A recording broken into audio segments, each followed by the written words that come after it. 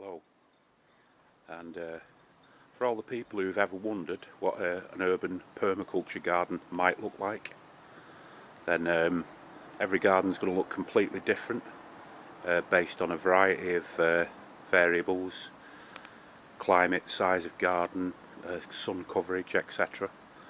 But here's ours anyway, and this is a council house on an estate in Bolton, in the north of England. It's not a massive garden, but at the same time it's certainly not tiny. And right, let's take you for a walk round and show you some of the different elements that we've incorporated. So here we've got our Golding's hop vine. It's about 4 years old.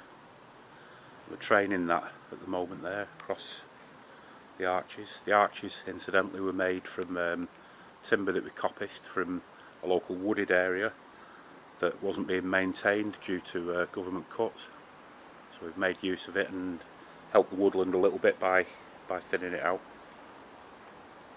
We've also got a grapevine climbing up this particular column here. This is about 6 years old. Get a quite good crop of grapes off. It's an Italian variety, I forget its name, but great grapes for juice and for making wine. And we've got this newer grapevine here, another use of vertical space. We've just started training that across the top of the arch, and we'll probably get a reasonable crop off that this year. I think that's in year 2 or year 3 maybe. And we've got various different perennial and self-seeding flowers here. And we always let a patch of the oregano go to flower because bees and pollinators absolutely love it. And that's also in close proximity to our blueberry bush. We've got a good relationship going on there between the plants. And then further back this way, this is where there's still a little bit of fruit going on here. We've got 2 pink gooseberry bushes that are almost ready to pick. We've got some mint in there, some strawberries at ground level, and then we sort of go into a salad type area. We've got a red sorrel there and lemon balm. We've got Welsh onions over here, sea kale that we've just put in, which is lovely raw. Chives over here, and then we've got mint dotted about all around this area. And I don't tend to follow the conventional gardening approach of keeping mint contained because I make loads of wine from it, use it in cooking quite a lot. I have a pot of Moroccan mint tea a couple of times a week during the summer, so it's well used. So I actually want it to spread everywhere, so I've got more to use. And interestingly enough, we've had about 3 gallons of mint wine this year from this area alone, and the mint's coming back, so we'll probably get another cutting off it. And then over here we've also got I forget the name of this variety, but we've got another hop vine, sorry, and we're training that up the lower bit of the posts. And then further along here, this is when where our chickens used to scratch and forage and do the poo and stuff. And that was about 2 years back.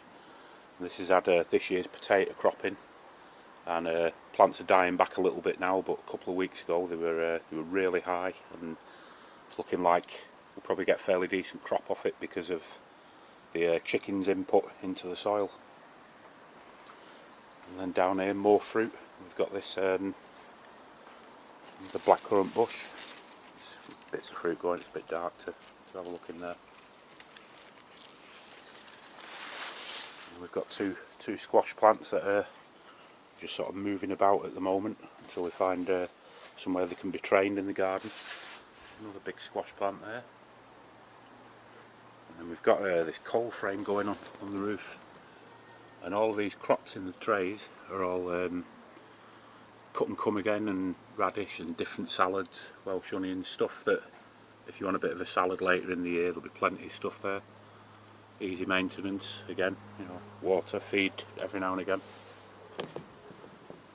And this is actually our wood storage here as well. This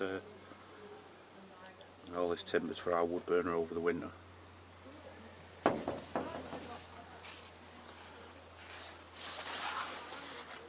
So as you can see, there's tons of different flowers and shrubs, etc.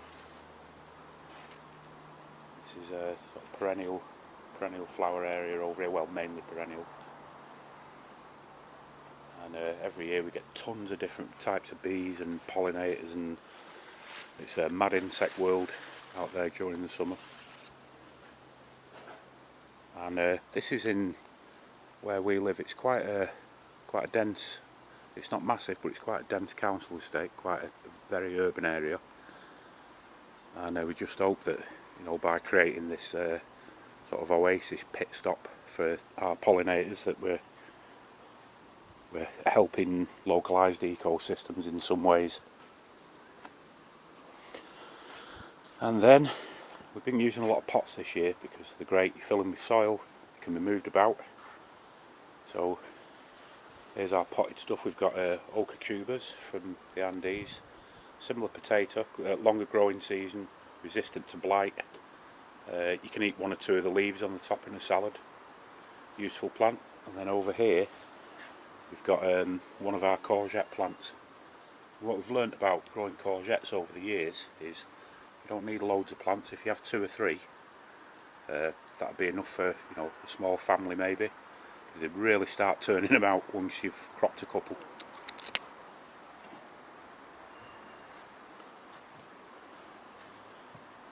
So just have a quick look across the garden again.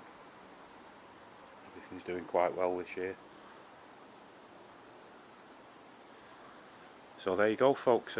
This is our urban permaculture garden in Bolton in Lancashire, and it's ever evolving, but there's elements of it now that are quite settled in, that have been the same for 4 or 5 years, and they're doing really well.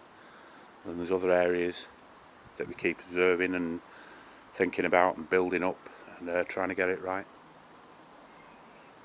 So yeah, thanks for watching.